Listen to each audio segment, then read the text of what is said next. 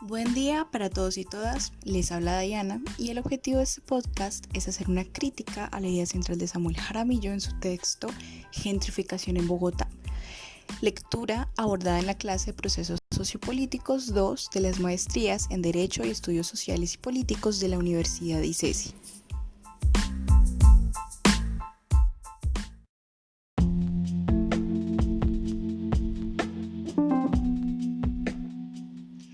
Este video cuestiona la concepción de gentrificación como un proceso de renovación urbana y se enfoca más bien en la gentrificación como un proceso de contraposición de intereses, excluyente y producto del capitalismo contemporáneo.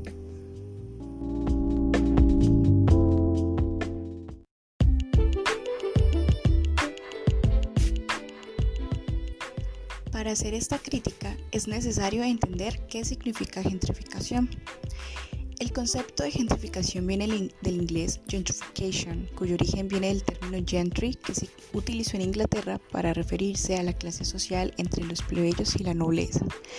Este término es difícil de traducir a los idiomas como el castellano, pero los expertos en estudios urbanos se refieren a este como una manifestación propiamente socioespacial en la cual se produce una mutación de la zona llevada a cabo por un grupo de mayores ingresos que desplaza a otro de menores ingresos.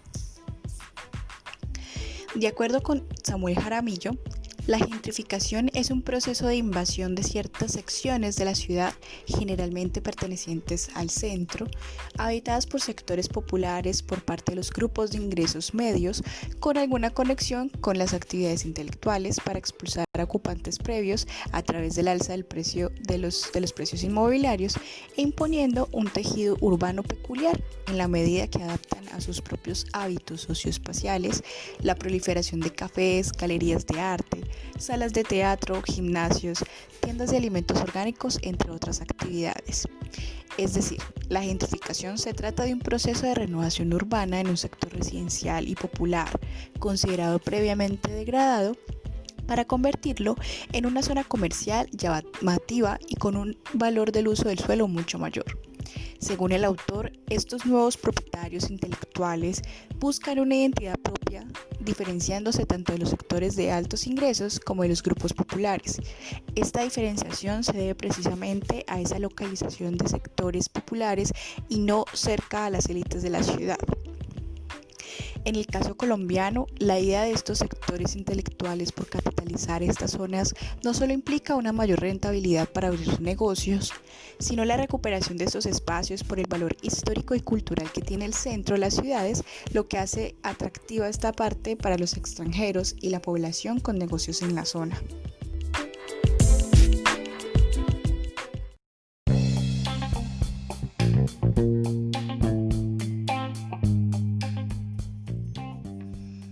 Sin embargo, este proceso de renovación urbana tiene sus matices y presenta nuevas formas de exclusión social impuestas por las mismas dinámicas del capitalismo contemporáneo.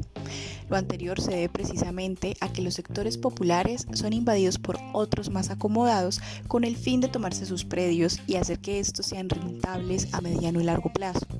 Por ello, buscan la proliferación de actividades relacionadas con las representaciones, con la cultura, que exigen procesos creativos y de manejo de información. De acuerdo con Jaramillo, algunas de las acciones emprendidas por estos intelectuales de ingresos medios suelen ser la especulación en los precios para la compra de predios, ofreciendo un valor mínimo que supuestamente corresponde con el uso del suelo que se le da, el chantaje y los desalojos que en algunos casos llega a tener apoyo de las administraciones locales, sobre todo cuando se trata de alianzas público-privadas. Asimismo, vale la pena mencionar que en algunos casos las personas que habitan en estos lugares se resisten a abandonar sus predios. En el caso de ciudades colombianas como Bogotá y Cali, estas iniciativas de gentrificación como forma de recuperación urbana se han pensado en zonas consideradas como las ollas de la ciudad, cuyo efecto de disolución implicaría la extensión de sus dinámicas relacionadas con la ilegalidad hacia otros sectores. Es a esto último a lo que en mi criterio considero es un fenómeno de exclusión social, al desplazar a las personas de bajos recursos de sus sitios de origen para extender el fenómeno de la pobreza y la desigualdad en la ciudad.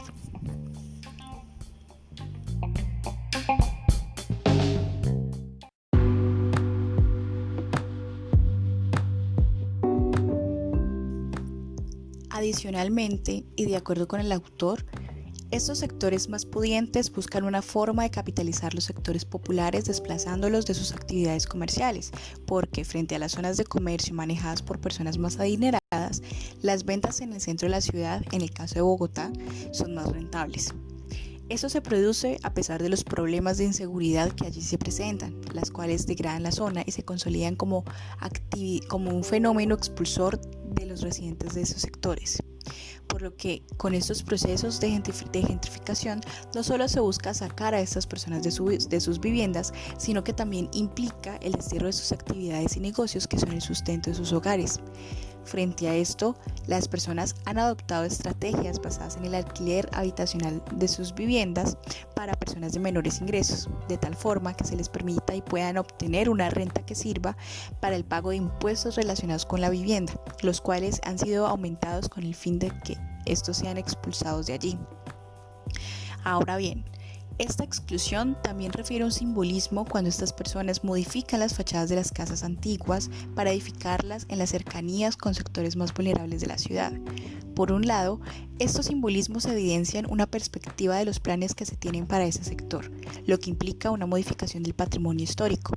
Sobre esto, muchas personas se resisten a la idea de gentrificar esos lugares y han abogado por leyes de conservación cultural, y por otro lado, porque refleja una clara diferenciación de clase social entre sectores.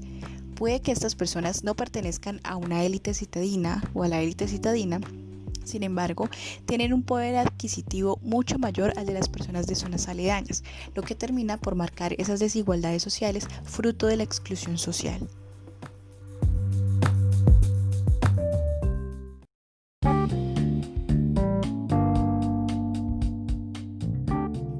Aunque Jaramillo menciona que no necesariamente los procesos de gentrificación desplazan a las personas de bajos ingresos, lo cierto es que este sí genera un proceso de exclusión. De acuerdo con Jorge Sequera, el desplazamiento que se da con la gentrificación, ya sea un desplazamiento directo o indirecto, abarca fenómenos de carácter simbólico, como la violencia física, emocional, psicológica o social que desaloja a las personas de ingresos bajos por declaración de ruinas a familias enteras, empobrecidas y que en muchos casos salen del barrio vendiendo o abandonando sus viviendas por inhabilitabilidad. Es decir, el desplazamiento afecta en mayores dimensiones que la expulsión de ciertas familias de sus viviendas por la entrada de otras con mayor poder adquisitivo. Lo anterior también rompería con la conclusión de Jaramillo al no mencionar a la profundidad los efectos negativos de la gentrificación como la dislocación social y las secuelas psicológicas, físicas y emocionales de los propietarios y vecinos, siendo esto, como diría Sequera, contrario al derecho a la ciudad, a la vivienda y a la defensa de los derechos humanos. Cosa que la premisa de la mezcla de diversas clases sociales en un mismo espacio como producto de la gentrificación no se cumpliría, pues por el contrario, refleja la desventaja de los sectores menos aventajados en comparación con aquellos que buscan la expulsión de estos para expandir sus ideas de renovación urbana a través de la adquisición de estos predios. O más bien, como lo diría Matthew Giroux, mientras la gentrificación no sea concebida como una fuerza segregativa que involucra escalas extremadamente finas de división social y formas renovadas de acceso desigual a la ciudad, hay pocas esperanzas de ver cambiar el papel otorgado a la mezcla social en las políticas urbanas desarrolladas en barrios céntricos.